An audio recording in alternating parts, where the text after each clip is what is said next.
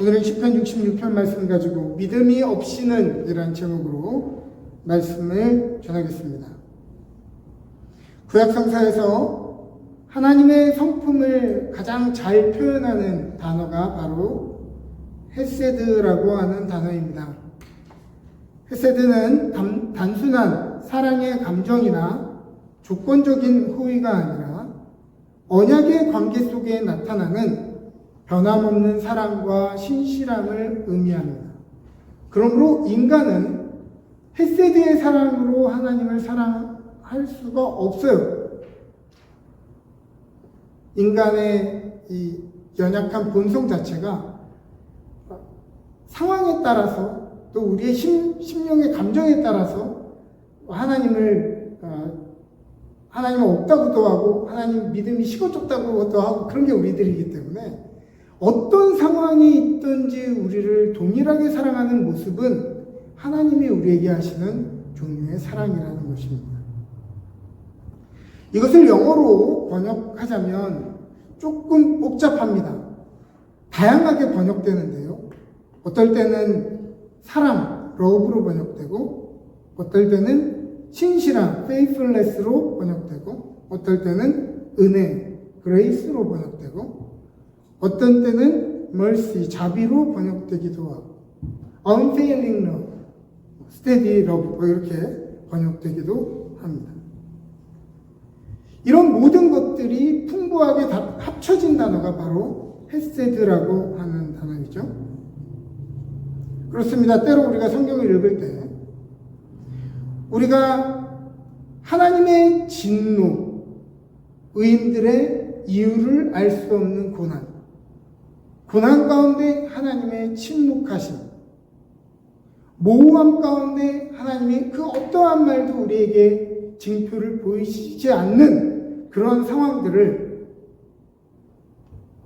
우리가 이해를 못하는 것은 그런 상황들에 우리가 성경의 그런 구절들을 가져오면서 왜 이런 구절들이 있냐, 왜 하나님이 이렇게 하시냐라고 우리가 질문하는 것은 우리가 성경을 하나님의 성품에 근거하여서 있는 것이 아니라 그 사건들만, 언어의 구조와 또 시대성을 포함했던 그 사건 자체로만 그 의미를 해석하려고 하기 때문에 성경이 때로는 이해가 되지 않는 것입니다. 성경의 대전제는 하나님은 선하신 분이시다.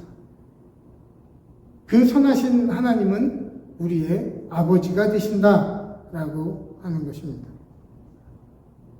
또 우리의 삶에 일어나는 일들을 우리가 해석하고 반응할 때 우리가 그렇게도 일희일비하는 것은 그 순간의 현상만을 가지고 우리가 반응하기 때문이죠.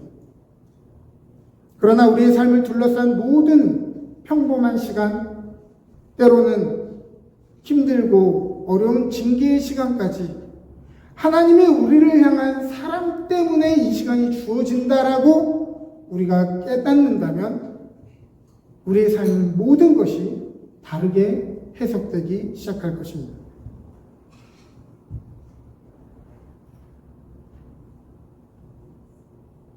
우리 자녀들은 하루에 3끼를 먹는 것이 당연한 일인 줄 압니다. 자신들의 권리이고 당연하게 그것은 내가 인간으로서 누려야 되는 어떤 당연한 권리라고 생각하죠. 그래서 때로 자신들이 원하지 않는 반찬들이 나올 때 투정을 부리고 또 어떤 때는 안 먹겠다고 시위도 합니다. 그러나 하루 3끼를 아무 대가 없이 먹을 수 있는 것은 권리가 아니라 뭐다? 자녀의 특권이다. 우리 옆집에 있는 사람을 불러가지고 하루 3끼를 우리가 먹이지 않는단 말입니다. 그 힘들게 밥을 챙겨주는 것은 내 자녀이기 때문이죠. 밖에서 그럭저럭 끼니를 때울 수 있는 한 끼를 먹으려면 얼마를 줘야 됩니까? 최소 15불에서 팁까지 포함하면 거의 한 20불까지 줘야 됩니다. 한 끼에 20불. 그럼 우리 자녀들이 부모가 밥을 안 챙겨주면 밥을 사 먹어야 되잖아요. 하루에 얼마가 든다? 60불이 드는데 우리 자녀들이 그걸 감당할 힘이 있다 없다? 없어요. 능력이 없어요. 그러니까 자녀들은 이게 당연하다고 생각하지만 자신들이 이제 사회에 나가서 아니면 대학생이 되어서 혼자 생활해야 될 때 깨닫습니다. 이게 보통 게 아니야. 식사 한 끼 하는 게 이게 보통 돈이 들어가는 게 아니구나라는 걸 깨닫게 되죠.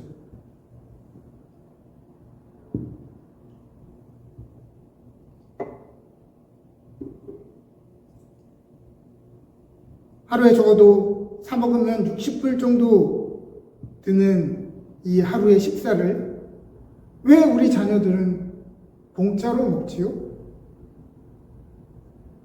그것이 공짜가 아니라 우리 부모들이 감당하는 것이죠. 아이들이 낼 능력이 없기 때문에. 음식을요, 외식하지 않고 만들어 먹어도 식료품 값이 만만치가 않습니다. 예전에 코스코에서 100불 정도에 샀던 물품들이 이제는 거의 200불에서 300불이 되어져 갑니다. 그러면 이 부모들은 집었다가 놨다가 집었다가 놨다가 이거 살까 말까 하면서 내려놓죠. 우리 자녀들은 그런 고민이 없죠. 식료품 가격이 올랐는지 안 올랐는지 별로 관심이 없어요. 왜냐하면 이 고민은 오롯이 부모의 고민이기 때문에 그렇습니다. 오히려 애들이 이런 고민을 하면 이상하죠. 애들은 모르니까 그냥 당연히 하는 줄 압니다. 이런 단순한 원칙, 이런 고민은 부모가 한다는 당연한 원칙에도 불구하고 우리의 삶을 돌아보면 우리의 먹고 사는 것 우리가 왜 이렇게 고민하냐면 하나님께서 그것을 우리보다 더 고민한다는 사실을 우리가 믿지 않기 때문입니다. 우리 부모가 가정에 먹고 사는 것을 부모가 고민하는 것이지 자녀가 고민하는 게 아닌 것처럼 자녀가 고민해도 별 소용이 없거든요. 근데 우리가 먹고 사는 걸로 고민하고 있으면 하나님이 기가 차하십니다. 우리가 고민하는 것보다 하나님이 우리의 삶을 어떻게 먹이시고 입히시는가를 더 고민하시기 때문에 그렇습니다.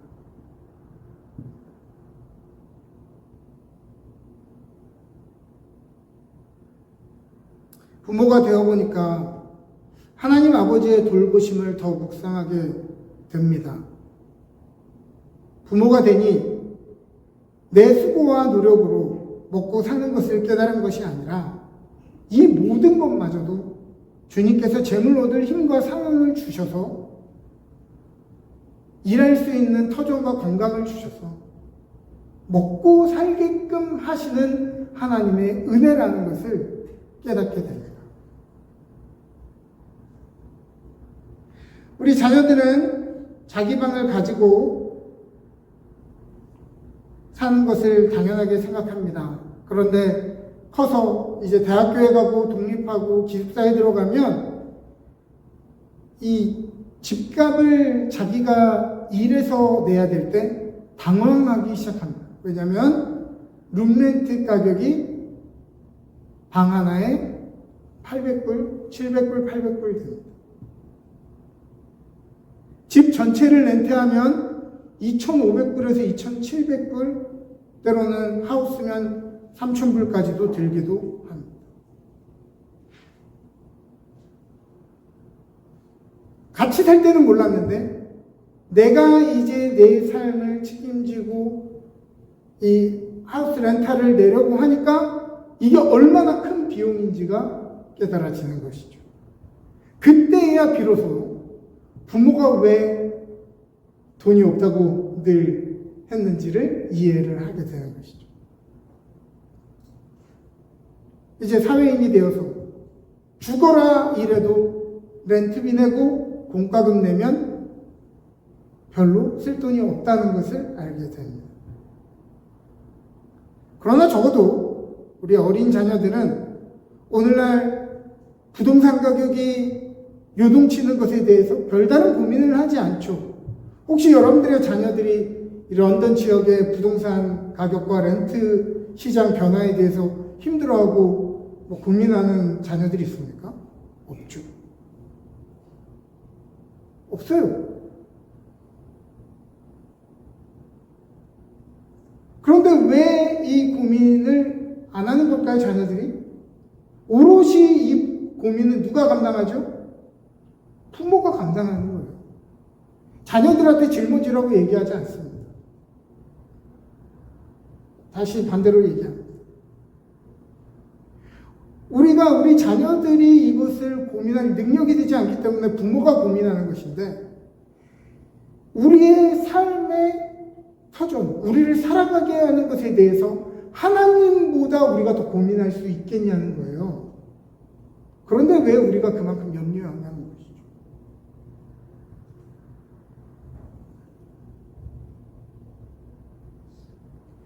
요동치는 주택 시장에도 우리 자녀들이 머리 들고 걱정하지 않는 것은 전적으로 부모들의 신실함에 근거한 것입니다. 먹고 살기 위해서 일터에 나가서 밤낮으로 고분분투하는 부모의 신실함에 근거하여 살아가더라는 것이죠.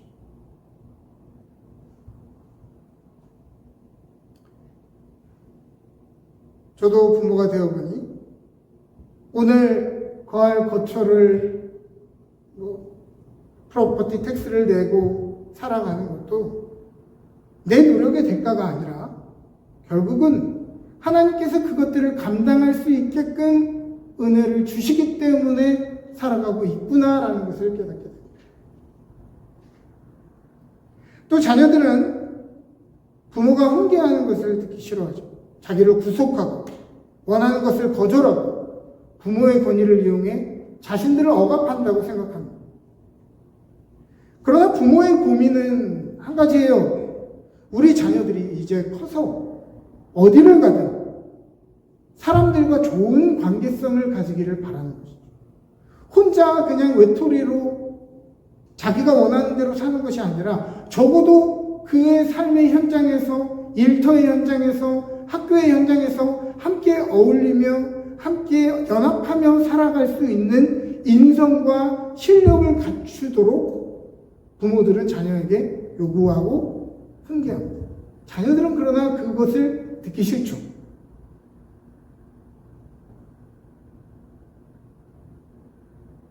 기존 세대의 어떤 꼰대적인 사고라고 얘기하기도 하고, 아니면 여기 이 땅을 살아가는 1.5세, 2세들은 너무 코리안적인 사고라고 생각하기도 합니다. 그러나 에티켓을 가르치고 사람들과 협력하는 것을 가르치고 권위자에게 지혜롭게 순복하는 것을 가르쳐야 하는 것은 부모가 이 땅을 살아보니 그것이 이 땅 어느 공동체든, 한국 사람들이 모인 공동체든 아니면 백인들이 모인 공동체든 함께 섞여 살아가는 공동체든 그러한 사람이 어떠한 집단에서든 사랑받게 되고 그런 관계 속에 살아가는 삶이 복되다는 것을 알기 때문에 우리 자녀들에게 그렇게 살라고 요청하는 것입니다.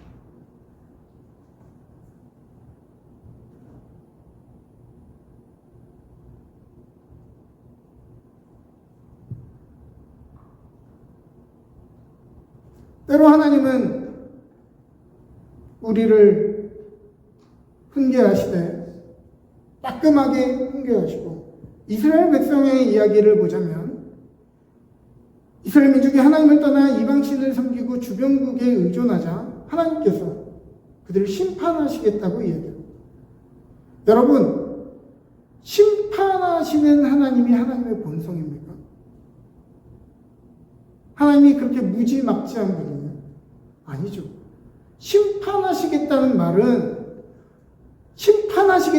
아니라 지금이라도 정신을 차리고 회개하고 돌아오라는 의미죠.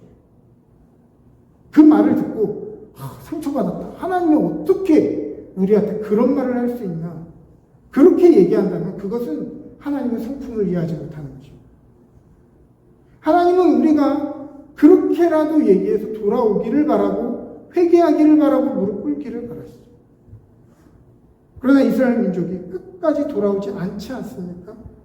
나라를 잃어버리고 속국이 되고 노예살이를 해도 안 돌아오죠. 그러나 그들의 탐원이 하늘에 사무쳤을 때 다시 한번 하나님께서 그들의 민족을 구원하시기로 결정하시죠. 사람은 마음이 식으면 얼굴을 돌리고 서로 보지 않습니다. 그러나 하나님은 언제나 우리를 향해 얼굴을 향해 바라보고 계시죠. 솔직히 객관적으로 세상의 어떤 관계가 이런 관대함으로 우리를 받아줄까요? 직장에서 우리가 이런 방식으로 똑같이 발광하면 잘리는 게 당연하고, 사람 사이에서 우리가 이렇게 까칠하고 발광을 하면 주위 사람들이 떠나는 게 정상이고, 남편과 아내 사이에서도 이렇게 도를 넘는 난리를 치면 이혼당하지 않는 것이 이상한 거죠. 그러나 어떤 상황이 되어도 마지막까지 우리를 생각해주고 품어주고 내 편이 되어주는 것, 결국 내 부모밖에는 없는 것입니다. 그래서 우리가 더 나은 사람이 되기를 바라며 포기하지 않고 쓴소리를 하는 것도, 나의 모난 모습에도 끝까지 포기하지 않고 따라다니며 잔소리를 하는 것도 우리가 바르게 살기를 바라는 부모의 신실함에 근거한 것이죠. 부모가 되어 살아보니 알겠습니다. 그냥 부모가 되는 것도 어려운데 좋은 부모가 되는 것은 정말 어렵다는 것을 말입니다.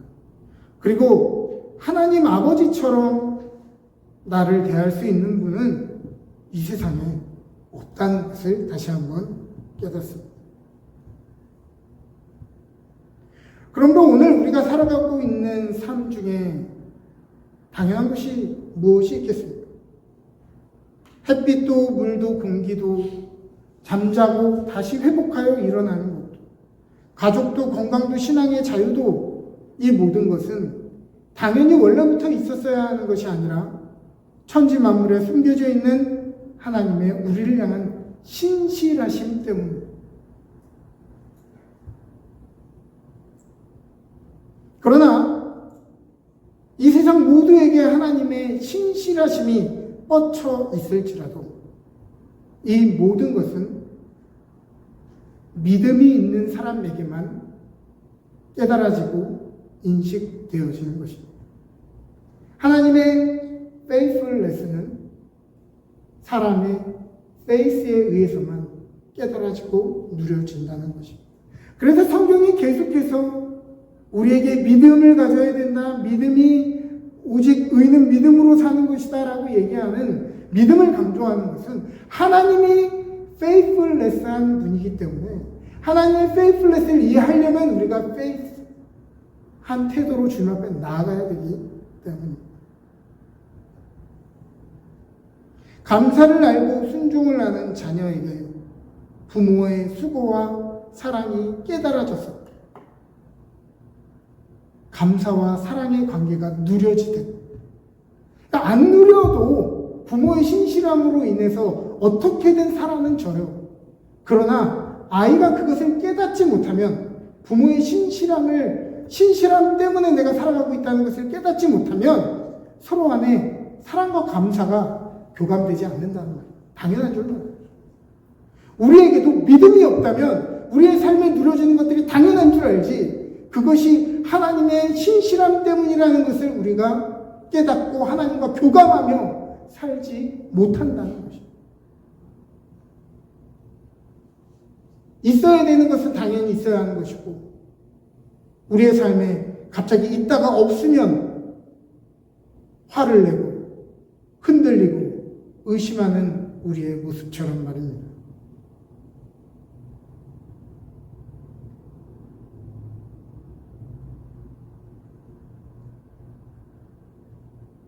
오늘 우리에게 하나님의 신실하심이 보여지고 깨달아지지 않는다면 그것은 하나님이 신실하지 않으신 것이 아니라 우리에게 믿음이 없는 것입니다. 그러므로 믿음은 종교적인 신념이나 교리에 대한 신앙 고백이 아닙니다. 믿음은 하나님의 신실하심에 대한 우리의 삶의 관점이며 일관된 태도입니다. 우리가 믿음을 가졌다고 하면서 우리가 그토록 자주 멈춰서서 확인을 바라고 하나님의 선하심을 의심하고 살아계심을 의심하는 것은 믿음을 가졌는데 믿음이 약한 게 아니고 믿음이 없는 것입니다. 저게 안전할까? 다른 방법은 없을까? 고민하는 것은 믿음은 있는데 합리적으로 의심하는 것이 아니라 그냥 믿지 않는 것입니다. 믿음은 퍼센테이지가 아니고 100% 아니면 0%입니다. 이해되는 것과 믿음은 다른 것이죠. 믿으면 당장은 이해가 되지 않은 것도 신뢰를 기반으로 먼저 행동하고 시간이 지나서 그것을 깨닫고 이해할 때가 많습니다. 부모를 신뢰하는 자녀들은 지금 당장 부모가 나에게 요청하는 것이 다 용납되고 이해되지 않아도 신뢰하는 마음으로 실천하고 이후에 그가 나이가 들어서 성숙하게 되면 그게 무슨 의미였는지를 깨닫게 되는 것이죠. 그 순간 깨달아서 그렇게 하는 사람은 없습니다. 믿음도 마찬가지죠. 언제나 믿음은 내일로 유보할 수 없는 오늘 현재의 것이고 즉각적인 것입니다. 이것은 삶의 연산 방식이고 태도이기 때문입니다. 그럼에도 불구하고 아닌데요? 저는 그래도 믿는데요? 라고 하는 분들이 있다면 계속 그렇게 사시면 됩니다. 여러분들의 말이 맞습니다. 왜 제가 반복해서 믿음을 관점이고 태도라고 얘기할까요? 그것은 믿음이 있으면 똑같은 삶의 순간도 다르게 바라보아야 되기 때문입니다. 시편 66편의 저자의 고백을 살펴보죠. 오늘 시편의 저자는 자세하게 어떤 일이라고 성경은 이야기하지 않지만 그가 고난과 억압을 당했다는 것을 우리가 볼 수 있습니다.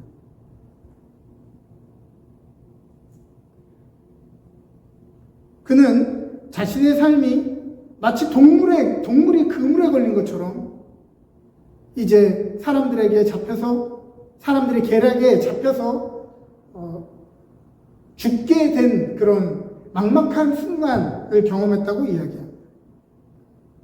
어려운 짐을 우리의 허리에 메어두었다는 말은 삶이 고단하고 무거웠다는 말입니다.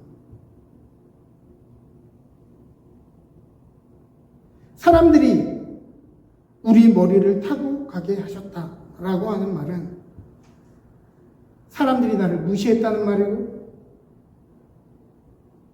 감정적으로 짓밟았다는 말이고 불과 물을 통과했다는 것은 내 삶이 마치 불에 들어가는 것 같은 극렬한 고통, 물에 빠져 숨이 쉬어지지 않는 바닥이 어딘지 알지 못하는 그 물속으로 빨려 들어가는 것처럼 숨이 쉬어지지 않는 죽음의 고통을 경험했다는 것입니다. 보통 이러한 시간을 겪으면 많은 사람들의 반응은 하나님을 향해 불신과 원망, 이 시간을 즉각적으로 이해하게 해달라고 요청합니다. 우리는 자꾸 왜 우리의 삶에 이런 일이 일어나는지 묻습니다. 멀쩡하던 건강이 망가지게 되면 사랑하는 사람이 갑자기 허망하게 세상을 떠나게 되면 꼬여도 이렇게 꼬일 수 있나 하는 상황이 연속으로 발생하게 되면 우리는 속이 상해서 하나님을 향해 당장 이해시켜 주기를 바랍니다. 그러나 시간이 지나면 자연스레 알게 되죠. 죄악된 세상을 살다 보면 세상은 너무도 위험하고 언제나 고난이 닥칠 수 있다는 거죠. 그러니까 고난이 우리의 삶에 일어나는 것이 놀라운 것이 아니라 고난이라고 하는 것은 인생에 너무 쉽게 다가올 수 있는 것이라는 것을 깨닫게 됩니다. 건강이라는 것, 내가 관리하는 것이고 내가 잘 규칙적으로 살면 되는 것인 줄 알았지만은 사실은 그것마저도 신의 축복이고 선물이라는 것을 깨닫게 됩니다. 나이가 들면 들수록 똑같이 몸을 관리해도 어떤 사람에게는 이러한 질병이 생기고 어떤 사람에게는 저러한 질병이 생깁니다.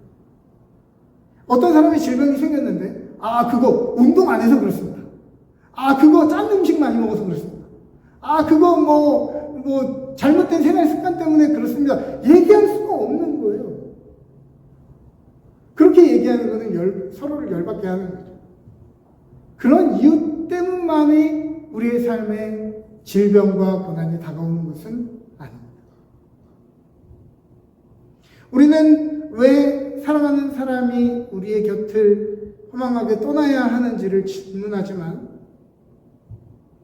깨닫게 되는 것은 우리 모두는 너무도 다양한 이유로 죽으며 결국 인생은 100년도 다 누리지 못하고 모두가 결국은 죽는다는 것을 깨닫게 됩니다. 죽음의 공포, 죽음의 위협이라고 하는 것, 결국 우리 모두가 다 죽는다라고 하는 것을 인식하게 되면 오늘 우리의 삶에 다가오는 그 두려움들은 원망과 이상함이 아니라 하나님의 은혜고 하나님의 신실함 위에 놓여져 있다는 것을 우리가 깨닫게 되죠. 오늘 시편의 저자는 이러한 고통의 상황 속에서도 하나님을 원망하지 않고 고난 중에 하나님께 서원을 합니다. 그것은 우리를 향한 하나님의 사랑은 변함이 없으시고 신실하시다는 굳건한 믿음에 근거한 것이죠. 그래서 시인은 자신의 삶에 경험했던 고통의 시간을 나를 단련하시기를 은을 단련한 같이 하셨다라고 고백하고 있습니다. 불과 물에 빠지는 것 같은 시간을 통과한 뒤에 다시 풍성한 삶을 회복한 시인은 잊지 않고 서원을 갚기 위해 성전으로 올라갑니다. 시인은 자신의 삶에 일어났던 이 일련의 모든 과정들이 나는 힘들었는데 내가 믿음으로 극복했다가 아니라 나의 영혼을 위해서 주님이 행하신 일이었다라고 고백합니다. 내가 고난을 당한 것도, 내가 사람들한테 조롱을 당한 것도, 내 삶이 그토록 무겁고 힘들었던 것도 다 하나님이 나의 영혼을 위하여 행하신 일이었다라고 고백하고 있는 것입니다. 남들이 볼 때에는 골짜기처럼 깊이 새겨진 상처의 흔적일 따름이지만 오늘 시인에게는 그 시간들이 주님의 신실하심을 기억하는 인생의 강렬한 교차점이 되었습니다. 보통의 사람들은 자신들이 어떠한 고난과 어떤 아픔을 겪었는지 기억하지 못하고 자기들이 마치 잘해서 그것을 극복한 양 무용담을 늘어놓을 때 이 사람은 어떻게 했냐? 조용히 하나님의 산을 향해 서원을 이행하러 성전으로 올라갑니다. 남들이 자신의 삶의 처세술을 자랑할 때 이 사람은 하나님의 선하심을 찬양합니다. 어떤 사람이요? 믿음을 가진 사람. 믿음을 가졌다라고 하는 것은 뭐 예수를 그리스도로 믿냐 안 믿냐 그런 종류의 교리적인 것이 아니라 하나님을 향한 그리고 내 삶을 향한 시야를 어떠한 시야를 가지고 있냐는 것입니다. 즉 고난이 나를 더 복되게 만드시려는 하나님의 계획 안에 있다라고 고백할 수 있는 사람, 그리고 그 모든 것이 내 노력과 힘이 아니라 하나님의 은혜로 이루어졌음을 아는 사람을 고난의 때를 만났을 때 발광하지 않고 그저 겸허하게 받아들이고 삶의 평온을 찾았을 때는 잊지 않고 마땅한 감사를 하나님께 드릴 줄 아는 것입니다. 고난의 때에 하나님을 전심으로 찾는 사람도 찾아보기 힘들지만 문제가 해결되었을 때 하나님 앞에 감사의 예물을 드리며 자기 기도를 기억하는 사람은 더 찾아보기 힘든 것이죠.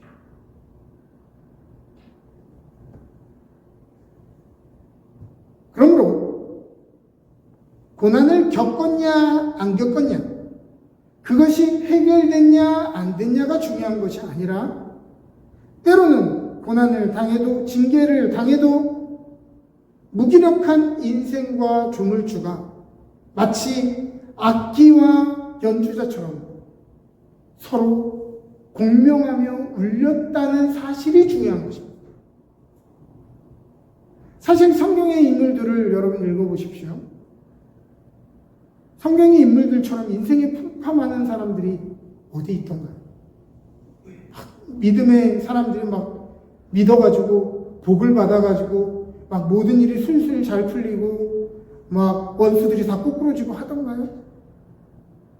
그들의 삶에 얼마나 많은 고난과 힘듦과 두려움과 아픔이 있었냐는 말. 그런데 뭐 누가 더 힘들었냐, 누가 더 아팠냐를 뭐 서로 겨루자는 것이 아니라 그럼에도 불구하고 성경이 이야기하고자 하는 것은 뭐냐면 그러한 인생에도 그들이 믿음으로 하나님의 신실하심과 공명하여 그들의 삶에 아름다운 멜로디를 냈던 것을 보여주기 위함입니다.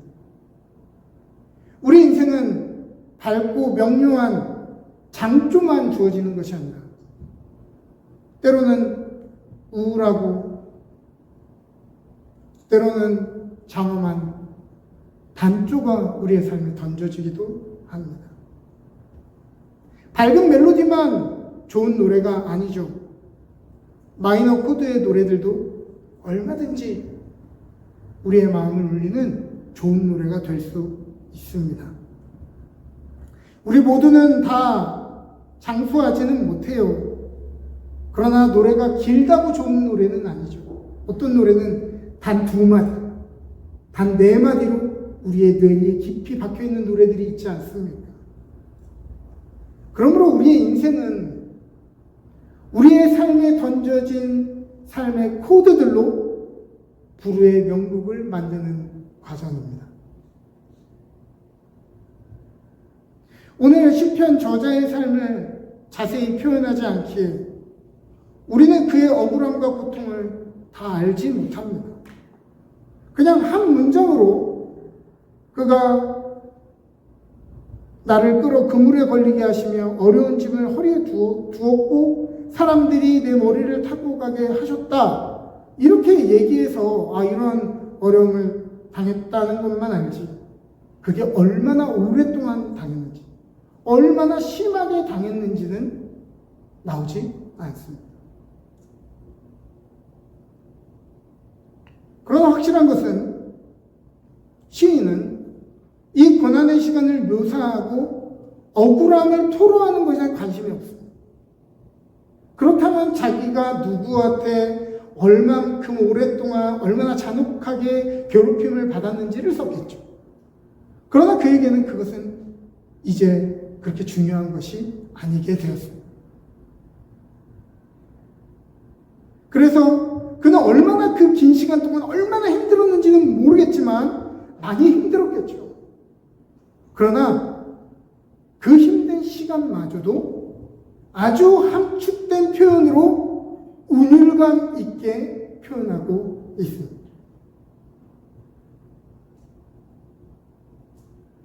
저는 믿음의 사람은 이러한 사람이라고 생각합니다. 믿음의 사람은 주어진 삶의 순간들을 한편의 아름다운 시로 써 내려갈 수 있는 사람이어야 한다.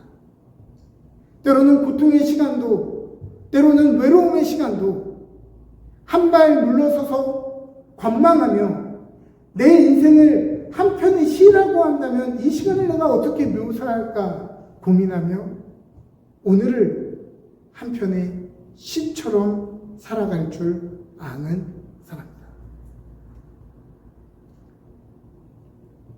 그러므로 어떤 인생이 아름답습니까? 잘 믿어서 성공하고 모든 게 순항한 사람들의 간증을 듣는 그런 인생이 아름다운 인생입니다. 아니죠. 우리의 삶에 주어진 코드가 장조이든 단조이든 하나님과 공명하여 연주되는 인생이 아름다운 인생입니다. 억울함과 아픔, 성취와 승리의 과정을 사람들에게 다 표현하는 다큐멘터리가 아니라 자신의 인생이 한편의 시라면 어떤 단어를 지금 사용해야 될까를 다듬고 유념하며 지금 겪고 있는 삶의 페이지들을 한 문장으로 요약할 수 있는 사람, 그 의미를 절묘한 단어로 승화시킬 줄 아는 인생이 바로 멋진 인생입니다. 말씀을 정리합니다. 그러므로 오늘 시인처럼 오늘 우리의 삶에 지나가고 있는 시간이 고난의 때이든 감사의 때이든 하나님의 신실하심 속에 서 있다라고 하는 이 믿음의 관점, 이 믿음의 태도를 가져야 하겠습니다.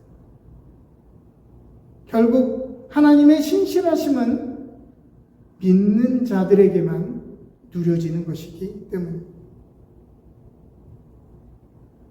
그리고 그 믿음만이 우리의 삶에 충만하게 채워진 오늘 우리의 삶에 다 발견되지 않은 수많은 충만한 하나님의 그 신실하심들을 발견하게 해주어 내 삶을 더욱 풍성하게 만든다는 사실을 말합니다.